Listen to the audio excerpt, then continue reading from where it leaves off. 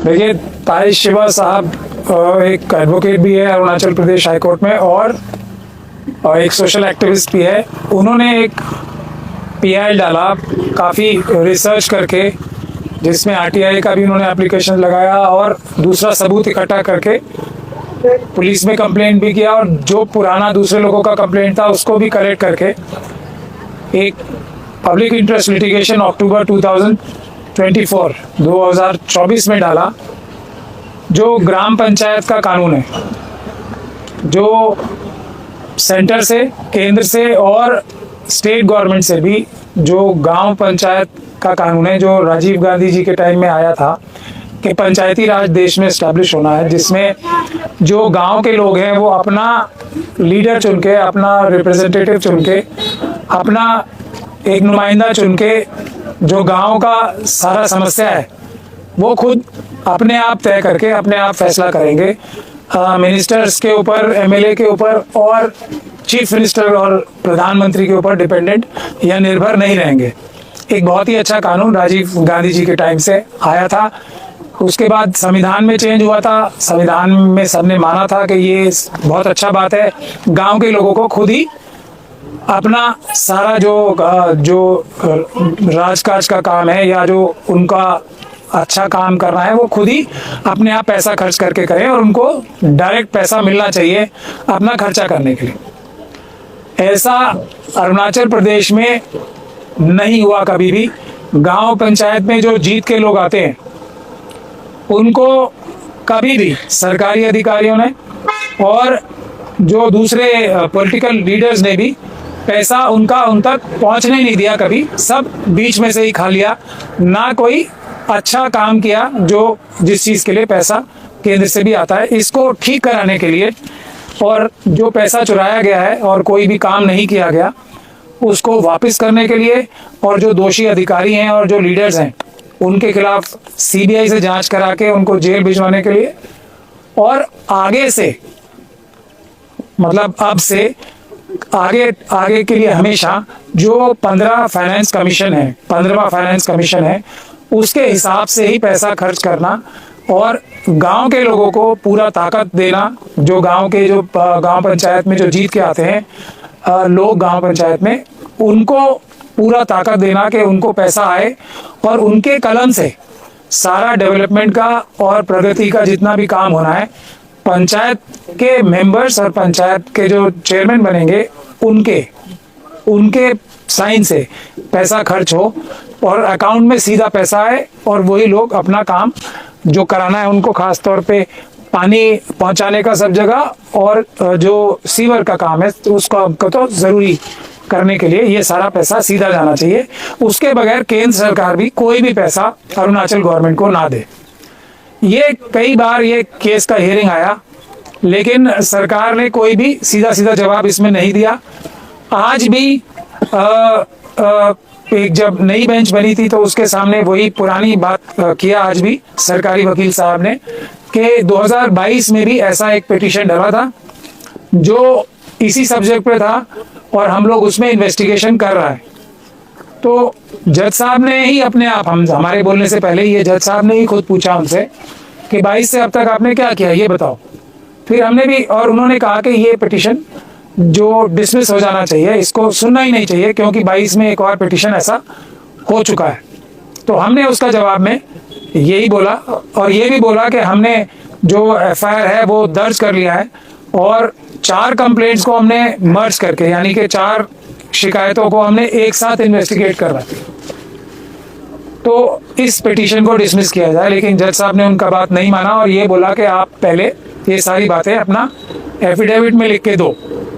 हमने भी ये बोला कि अगर ये 2022 का बात करते हैं तो वो पिटीशन तो किसी और ने डाला था, और ऑनरेबल जजेस ने उस समय भी, हाई कोर्ट ने क्या कहा था कि आप इसमें कार्रवाई करो कानूनी। सरकार ने ये वादा किया था कि हम इस पे कानूनी कार्रवाई करेंगे, इसीलिए सरकार पे भरोसा करके उस समय का 2022 का हाई कोर्ट ने ये ऑर्डर पास किया था। लेकिन सरकार ने कुछ भी नहीं किया आज तक, और अभी तक इन्वेस्टिगेशन ही चल रहा है। 3 साल से ज्यादा होने को आ गया है, तो 3 साल में तो और कितना चोरी हो गया पैसा। तो उसका भी कोई अकाउंट नहीं है। तो एक तो ये बात हुआ, दूसरा ये कि आप पूरा एफिडेविट पे लिख के किसी सीनियर ऑफिसर से अपने गवर्नमेंट ऑफ अरुणाचल का ये सब बातें बताओ कि आपने अब तक क्या किया है।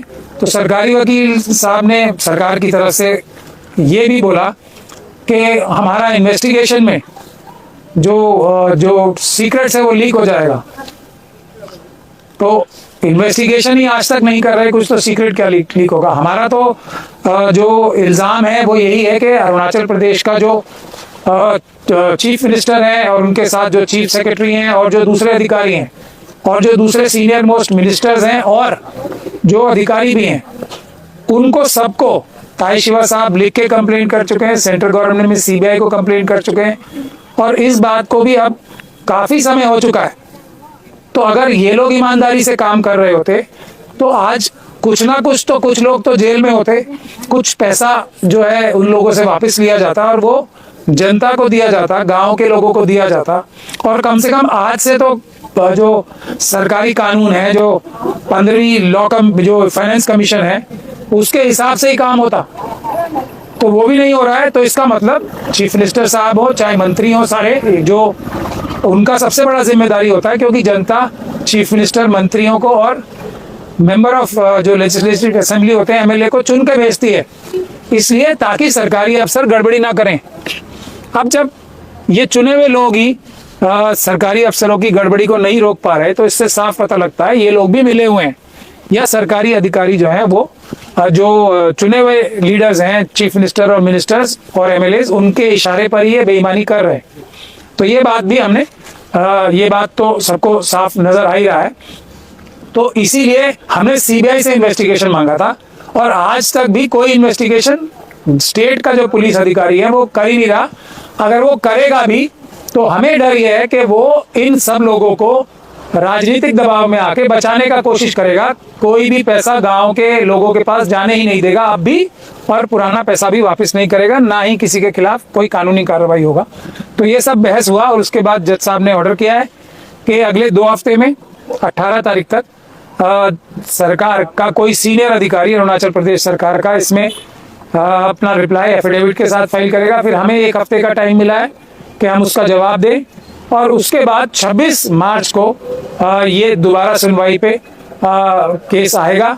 तो हमारा तो यही गुजारिश है अरुणाचल के लोगों से और पूरे देश के लोगों से भी कि अरुणाचल प्रदेश हमारे देश का एक सबसे महत्वपूर्ण राज्य में से एक है, चाइना के बॉर्डर पे है। हमारे अरुणाचल के बहादुर लोग चाइना का सामना करते हैं सबसे पहले, जब भी कोई चाइना गलत काम करेगा भारत के साथ। तो यहाँ पे कोई भी भ्रष्टाचार होना, और ख़ास तौर पे गांव के लोगों के साथ कोई भी भ्रष्टाचार होना, ये हमारे देश की सुरक्षा तक पे बात है। इसको पूरे देशवासियों को भी और अरुणाचल के सारे जितने भी सोशल ऑर्गेनाइजेशंस हैं, स्टूडेंट ऑर्गेनाइजेशंस हैं, या जितनी भी राजनीतिक पार्टियां जो सत्ता में नहीं है अभी, उनके कार्यकर्ताओं से भी, देश जो अरुणाचल प्रदेश के आम नागरिकों से भी हम ये रिक्वेस्ट करते हैं कि ये बहुत महत्वपूर्ण इशू है, इसमें सब लोग पूरा ध्यान लगाएं इसकी तरफ, और उनके पास भी कोई भी सबूत आते हैं तो हम लोगों तक भेजें, ताकि हम ये जो इतना बड़ा बेईमानी अरुणाचल प्रदेश की बहादुर जनता के साथ हो रहा है, इतना अच्छे लोगों के साथ इतना बड़ा गड़बड़ी हो रहा है, तो उसको पिटिशनर्स के माध्यम से, हम लोग अदालत के माध्यम से हम उसमें न्याय दिलवा सकें। बहुत बहुत शुक्रिया सर। हम एक चीज जानना चाहेंगे कि ये सारी चीज जो हो रहा है, तो with the tune of I think 700 और 800 करोड़ के आसपास का स्कैम या तो एलिगेशन है जो आपका जो एफआईआर जो दिया है एक्टिविस्ट ताई शिवा जी ने, क्या लगता है कि क्योंकि सरकार का तरफ से भी इन्वेस्टिगेशन नहीं किया, विजिलेंस डिपार्टमेंट ना एसआईसी से हो रहा है, ना सीबीआई वाला कर रहा है, सरकार का कोई इंटरेस्ट नहीं दिख रहा है। सरकार अगर करता है, अभी अगर कोर्ट का तरफ से करेगा, क्या लगता है कि हो पाएगा क्या? देखिए, ये 700-800 करोड़ तो जो हम ताई शिवा साहब अपना जो लिमिटेड रिसोर्सेज हैं या अपना समझ से, अपना मेहनत से कलेक्ट कर पाए, लेकिन अगर सीबीआई और कोई ईमानदार पुलिस ऑफिसर इसमें इन्वेस्टिगेशन करेगा तो इससे कहीं ज्यादा पैसा चुराया हुआ नजर आएगा। अब ये बात आपका बिल्कुल सही है कि ना सीबीआई ने, क्योंकि सीबीआई ने भी इसमें ये कह दिया, क्योंकि अरुणाचल प्रदेश के सरकारी अधिकारी इन्वॉल्व हैं, इन्होंने सीबीआई को भी चिट्ठी लिखा था, तो उन्होंने भी साफ मना कर दिया। केंद्र सरकार को भी ये जो एनफोर्समेंट डायरेक्टरेट है जो हर छोटा छोटा बात पे पॉलिटिकल लोगों के खिलाफ रेड करके उनको पकड़ता है, उसको भी शिकायत कर चुका था शिवा साहब। ईडी ने भी कुछ नहीं किया अभी तक इसमें। हालांकि 700-800 करोड़ तो सबूत ही दे रहा है कि कानून पालन नहीं किया, वो चुरा लिया गया, तब भी ईडी ने भी कुछ नहीं किया। तो इससे ये भी साफ जाहिर है कि केंद्र सरकार में बैठे जो लोग हैं, मंत्री और प्रधानमंत्री, उनका भी इसमें रोल है। इसीलिए हमारा जो मेन प्रेयर है वो यही है, एक तो सीबीआई से इंक्वायरी हो, लेकिन सीबीआई का इंक्वायरी के साथ साथ कोर्ट में भी मॉनिटरिंग हो, ताकि जो अरुणाचल प्रदेश की जनता है वो भी देख सके क्या सीबीआई भी ईमानदारी से इसमें काम कर रहा है या बेईमानी कर रहा है, या कोई भी अधिकारी इसमें ईमानदारी से काम कर रहा है या बेईमानी से काम कर रहा है। वो पिटिशनर ताई शिवा को भी पता लगता रहे, उनके वकीलों को भी पता लगता रहे, और वो उसमें अगर ठीक काम नहीं कर रहे हैं तो हम अदालत को बता सकें। इसीलिए हम कोर्ट द्वारा मॉनिटर्ड इन्वेस्टिगेशन का हमारा प्रेयर है। दूसरा, अगर कोर्ट चाहे तो इसमें एक जुडिशियल कमीशन भी अपॉइंट कर सकता है, ताकि ईमानदारी से काम हो, जनता के सामने सब नजर आना चाहिए। वरना ये देखा गया है कि भ्रष्ट अधिकारी तो सीबीआई में भी होते हैं, भ्रष्ट अधिकारी अरुणाचल प्रदेश में भी हैं, अरुणाचल प्रदेश की पुलिस में भी है और दूसरी जगह भी है। तो ट्रांसपेरेंसी, जो पारदर्शिता है किसी भी चीज में, वो सबसे महत्वपूर्ण है। लेकिन यहाँ मैं चलते चलते एक बात और भी कहना चाहूंगा कि ये सब काम केंद्र सरकार, जो आरएसएस और बीजेपी की सरकार है, और यहाँ भी जो भी सरकार है, वो कर क्यों पा रही है? क्योंकि आम नागरिकों का जो वोट देने का तरीका है ना, वो हम ईवीएम के माध्यम से, जब तक वोटिंग होती रहेगी तो सरकारों को डर ही नहीं रहेगा, क्योंकि ईवीएम के माध्यम से जनता के मतों के खिलाफ, जनता के वोटों के खिलाफ भी लोग आज चुनाव जीत रहे हैं, चुनाव आयोग के भ्रष्ट अधिकारियों के साथ मिलके।